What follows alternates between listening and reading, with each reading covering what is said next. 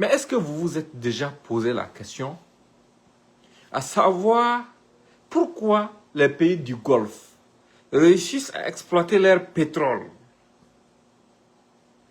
L'Australie réussit à exploiter son or. La Chine réussit à exploiter ses terres rares. Alors que chez nous, c'est autre chose. Les gens continuent, nos États continuent de vivre dans la mendicité. Est-ce que vous vous êtes posé cette question? C'est un grand complot international qui a été ourdi contre nous. Parce qu'à chaque fois quand on veut transiter vers quelque chose qui peut nous permettre de nous libérer, les mêmes donneurs de leçons reviennent nous dire que non, en fait, il faut que vous arrêtez ça. On veut que vous repartez vers la démocratie. Ce n'est pas vers la démocratie qu'ils veulent que vous repartez, non. Ils veulent que vous restiez dans une confusion perpétuelle. Parce que si c'est la démocratie qu'ils veulent, en vertu de quoi ils vont continuer à collaborer avec l'Arabie Saoudite ou le Qatar, ou les Émirats Arabes Unis? Parce que ces pays aussi n'appliquent pas la démocratie. Il n'y a pas de démocratie dans ces États. Mais la démocratie à ce niveau, ça ne les intéresse pas. Qu'est-ce que les gens ont décidé de faire de nous noirs tellement on nous sous-estime? Les gens ont décidé de signer des accords, des pactes avec des pays comme des pays du Golfe dans le but d'exploiter leur pétrole à moindre coût et de tirer des avantages pour leurs entreprises. Et de veiller parallèlement à ce que nous ne réussissons jamais à exploiter notre sous-sol. C'est pour ça qu'ils financent le terrorisme chez nous. C'est pour ça qu'ils passent le temps à financer les rébellions chez nous. Les mêmes nations qui collaborent avec ces nations monarchiques, là où il n'y a aucune démocratie, ce sont ces mêmes nations qui reviennent chez nous financer le terrorisme, financer tout ce qu'il y a comme zizanie dans nos États, afin qu'on ne puisse jamais se réveiller. Si tu n'as pas compris ça là, c'est que tu n'as absolument rien compris. Quand le ministre des Armées de France était sorti à l'Assemblée nationale française pour annoncer que le Sénégal, qui bientôt deviendra un pays exploitateur de pétrole, sera confronté à des crises terroristes. Vous avez compris ça? Mais ce n'est pas parce qu'il manque de démocratie au Sénégal qu'il a prédit ça en fait. C'est parce que c'est le sort qu'ils ont réservé aux nations noires dans leur assemblée. Il faut que nous réfléchissions à ça. Si la Libye, l'Algérie et tous les pays non noirs qui entourent nos États et qui sont parfois moins riches en termes de pétrole, en termes d'uranium, en termes de lithium, que nos États réussissent à exploiter leur sous-sol. Mais pourquoi les nôtres ne réussissent pas à faire ça pleinement? Parce que dès que tu approches le développement, dès que tu approches le niveau qu'il faut pour pouvoir vraiment commencer à réfléchir, à mettre en valeur les ressources du sous-sol pour le bien-être des populations, on va venir t'imposer une guerre. Et si ça ne suffit pas et qu'il y a des visionnaires qui sortent de l'ombre, malgré la guerre, malgré le sang, comme le président Ibrahim Traoré, qui sortent de l'ombre pour venir donner une orientation nouvelle et de l'espoir à leur peuple, qu'est-ce qu'ils feront? Ils essaieront de vous décourager coûte que coûte, de vous diviser, de vous subdiviser, pour pouvoir, en utilisant toutes sortes d'arguments fallacieux. Si ce n'est pas la question des droits de l'homme, c'est la question des droits des médias, c'est la question de démocratie. Mais la démocratie, est-ce que si ils ont quelque chose à foutre avec la démocratie là, ils vont continuer à travailler avec les pays du Golfe? Est-ce que s'ils ont quelque chose à foutre avec la liberté de la presse, est-ce qu'ils vont interdire la presse française en Europe à cause de la guerre Russie-Ukraine? Des gens qui condamnent l'invasion russe contre l'Ukraine, mais qui refusent de condamner l'invasion américano-israélienne contre l'Iran. Tout ça, ce sont des bagarres qui ne nous regardent pas. C'est pour vous donner un peu un aperçu de toute la manipulation qu'il y a autour de ces questions. Ce sont des gens qui essaient de vous faire perdre de vue l'objectif. Nous ne sommes pas des sous-hommes. Ce à quoi les autres nations et les autres peuples aspirent, nous pouvons y aspirer. L'objectif que des gens ont réussi à atteindre en partant du néant, nous pouvons aussi atteindre cet objectif. Mais il faut que nous comprenions et que nous ayons vraiment une compréhension profonde des enjeux pour pouvoir réussir à gérer cette situation-là. Ça, c'est très important. On va essayer de nous diviser. Ça, c'est courant, c'est permanent. Chaque fois quand vous allez être concentré sur la vraie lutte, la vraie cause qui nous concerne et qui nous engage, il y a des gens qui vont surgir de nulle part avec des sujets insensés. Et parfois même, ils vont nous infiltrer à des niveaux inimaginables. Mais ne vous laissez pas distraire.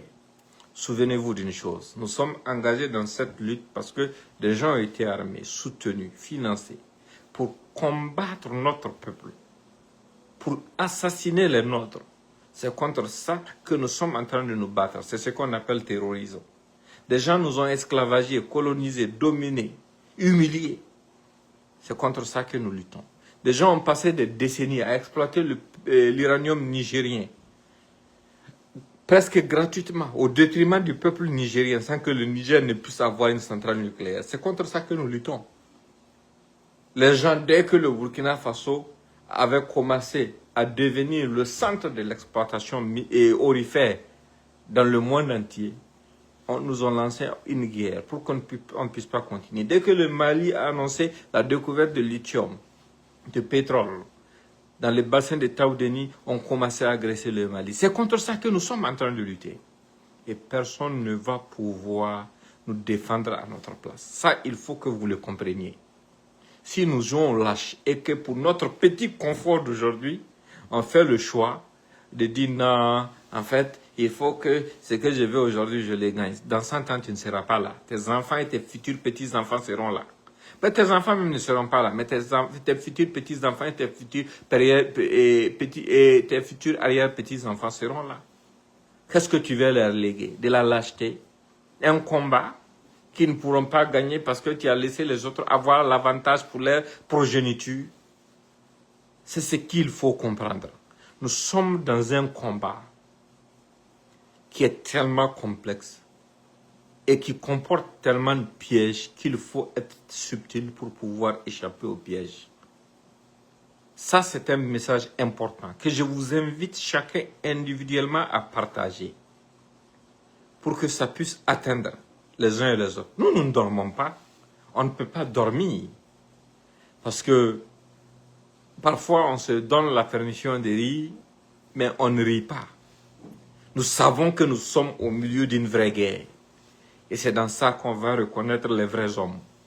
Ceux qui sont prêts à sacrifier tout ce qu'ils ont pour l'atteinte de cet objectif. On ne peut pas rentrer dans tous les détails parce que l'ennemi aussi nous écoute. Mais s'il y a sacrifié, nous sommes prêts à sacrifier ce qu'il faut sacrifier pour la prospérité de notre peuple. Parce que ceux qui ont déjà accepté de consentir ces sacrifices-là, nous ne valons pas mieux qu'eux. Au contraire, ils valent 1000 fois mieux que nous. Tous ceux qui jour et nuit meurent pour notre nation, ils valent mieux que nous. 1 million de fois. Ce sont des braves, ce sont des hommes dignes. Donc, ne vous laissez pas désorienter, ne vous laissez pas décourager par quoi que ce soit. Et quand je rentre dans mes petites provocations contre les enfants perdus de la République, là, ne prêtez pas attention. C'est pour vous montrer qui dorment sur ma page. Parce que si je dis des choses du genre, moi je quitte les réseaux sociaux, en 5 minutes, ils vont faire la capture publiée partout. Mais ils sont en train de nous faire une publicité, ils ne s'en rendent même pas compte. Et c'est le but même d'ailleurs.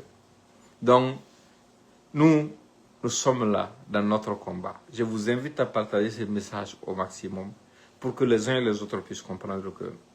Vous voyez que mes yeux sont rouges, non? La dernière fois j'ai dormi, ça fait plus de 48 heures en réalité.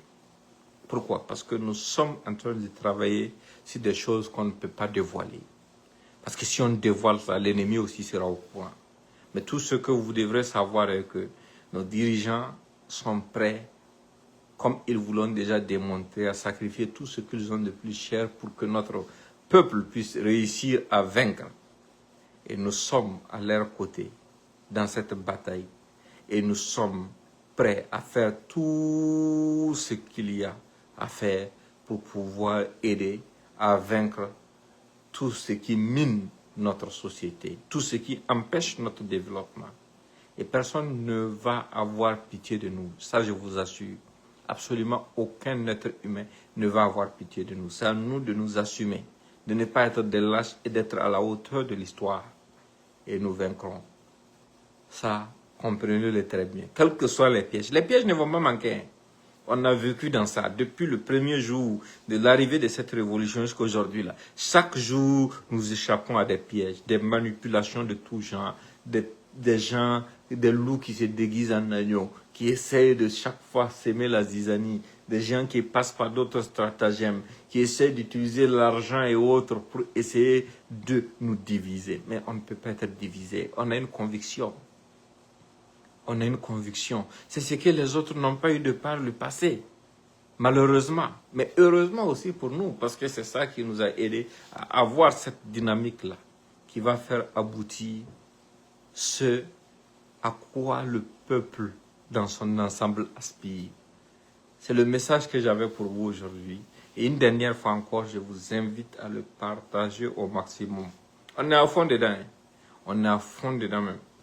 Parce que personne ne va mener ce combat-là à notre place.